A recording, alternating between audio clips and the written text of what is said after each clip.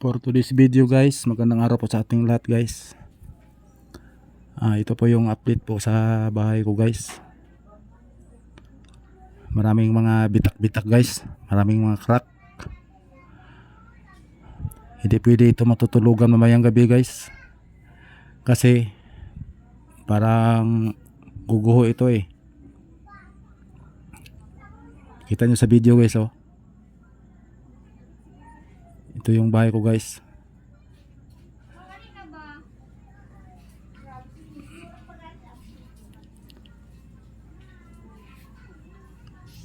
Yan po guys oh.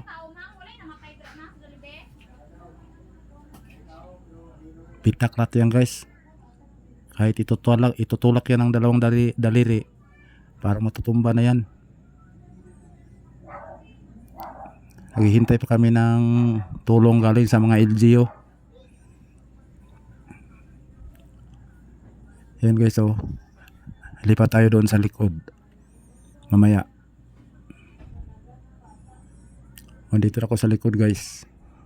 Ito yung hinahawakan ko guys. Tinutulak ko parang matutumba yan yung wuling.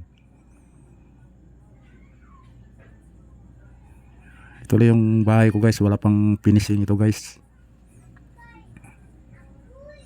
Kailangan ito mapalitan ng hollow block at saka simento. Ito guys, gabi na. Magagabi na guys. Ipapakita ko sa inyo mamaya sa loob.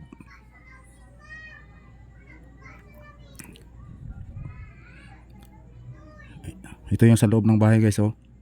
Yung header guys sa pinto. Ito guys, gabi na guys. Para makikita natin guys, pinailawan natin ng flashlight. Makikita yan ng mga bitak sa bahay. Ito po yung sa labas ng bahay ko guys. Yung kanina, may araw pa yun ng video ko, ngayon gabi na. Para makikita talaga sa liwanag ng flashlight.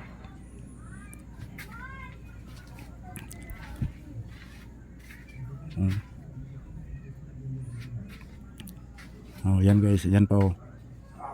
Ang dami talagang mga bitak guys. Kailangan talaga palitan ng hollow block. Tapos lalagyan naman ng poste. Ito yung sa loob.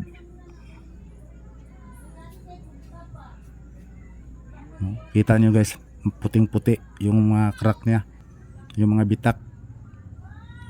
Hindi kami pwede matulog dito ngayon.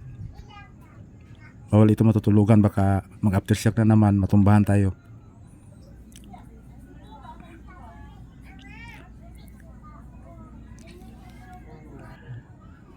Sana may magbigay ng kunting tulong guys, kahit papiso-piso man lang.